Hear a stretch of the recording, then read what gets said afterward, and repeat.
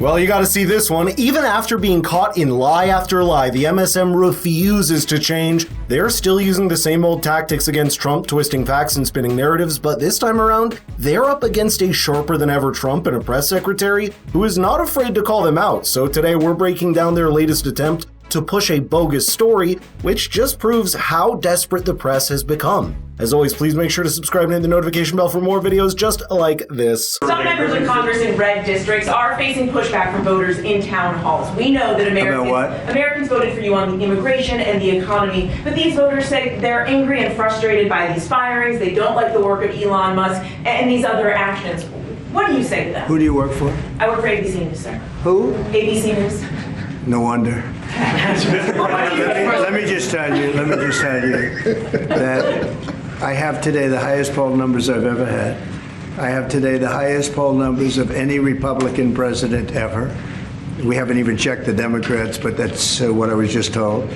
And they like the job that we're doing. They like the job that Elon's doing. He's doing something that a lot of people wouldn't have the courage to do. We want to streamline our country. We want to streamline, because you know why? Because we want our country to survive and thrive. And we're finding billions and billions of dollars of waste, fraud, and abuse. Billions, and I mean numbers like you wouldn't believe, and we haven't even started yet.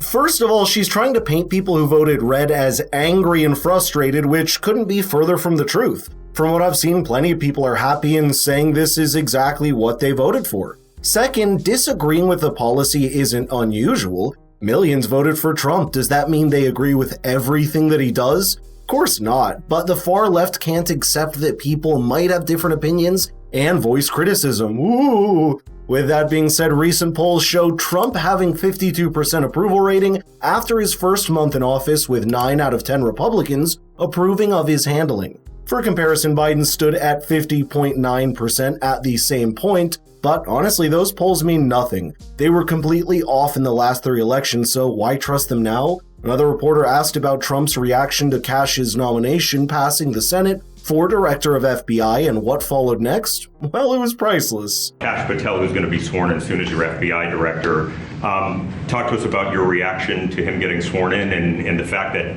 many agents across the country are concerned that they will be fired en masse for simply just doing their jobs. No, I think the agents are very happy about Kash. In fact, the agents led the charge for Kash. One of the reasons I loved Kash and wanted to put him in is because of the respect the agents had for him. I think he'll go down as the best ever at that position. And it turned out he was very easy to get approved. You know, I was not sure. He's a tough guy, strong guy. He has his opinions, and I wasn't sure. He turned out to be he went very smoothly. I don't know if he's in the room now. He's going to be in the room very shortly. Where is he? Oh, good. I'm saying the right thing.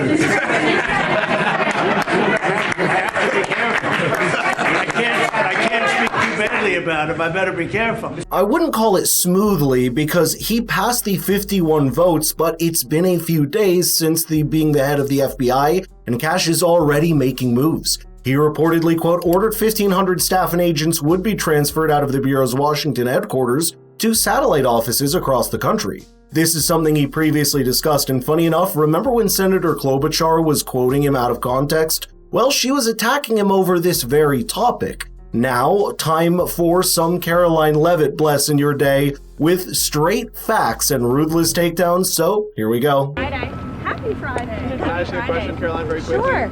We're now hearing from constituents in some traditionally red districts right now complaining about what they say is the chainsaw approach and saying that it's been done very sloppily, the cuts to jobs and spending. How do you respond to that criticism? I love how the media takes a few critics when the overwhelming response from the American people is support for what this administration is doing. If you look at the public polling, 70% of Americans, according to CBS, believe that President Trump is delivering on the promises he made.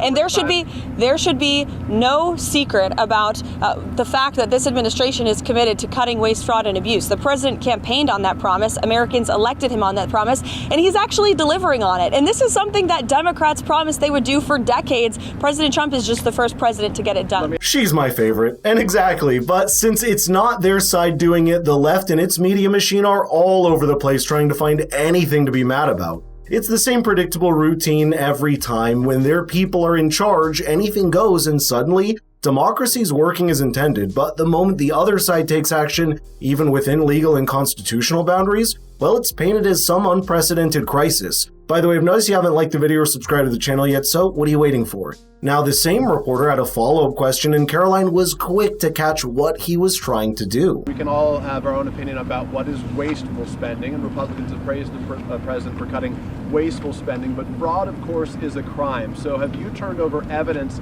of fraud to the Justice Department, and when should we expect to see those indictments? It's a clever question. First of all, I think all Americans would agree that funding mastectomies in Mozambique is not something that the American people should be funding, or DEI programs. I think it's fraudulent that the American government has been ripping off taxpayers in this way. And we also do know there has been extensive fraud, particularly if you look at Social Security. In fact, according to an IG report from the Social Security Administration, there was $71 billion worth of fraud in one single fiscal year that we know about. And so that is a lot of fraud, Peter, that the government has admitted to. So this administration is committed to finding even more of that fraud, waste, and abuse. Time to clear things up. The report Karoline is mentioning came out last year, and it found that from 2015 through 2022, Social Security estimates it made nearly $72 billion in improper payments, most of which were overpayments, and at the end of 2023, Social Security had an uncollected overpayment balance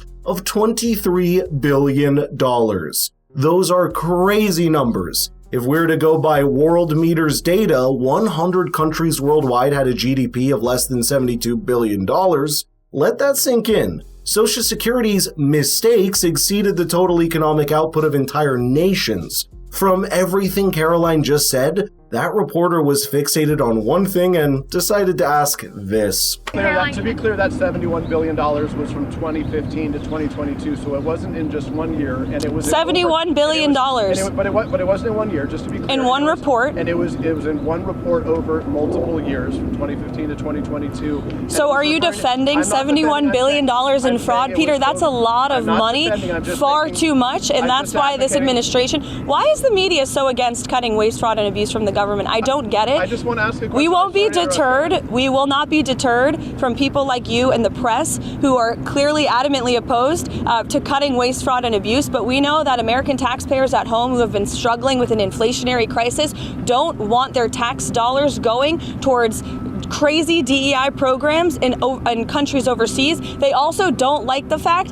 that there has been $71 billion worth of fraud in Social Security and improper payments going out the door. That's a problem that needs to be fixed, and President Trump is going to fix it. That's your fifth question. Elena, do you have anything to ask? No one could have given a better answer. At this point, he just needs to set up a tent, put up a sign, and declare himself a full-time activist. Seriously, the way the media's been attacking Doge after it exposed and continues to expose massive government waste is mind-boggling. You'd think journalists would be interested in uncovering corruption and holding officials accountable. Well, no. Instead, they rush to discredit the very thing bringing the truth to light. That tells you everything you need to know about their priorities and where they lie. But I'd love to know your thoughts here, so let's get the conversation rolling in the comments down below. And if you want your friends to get their news from an independent and trustworthy source, like us, please share the video with them. It helps so much. Thanks so much for watching, and I'll see you in the next one.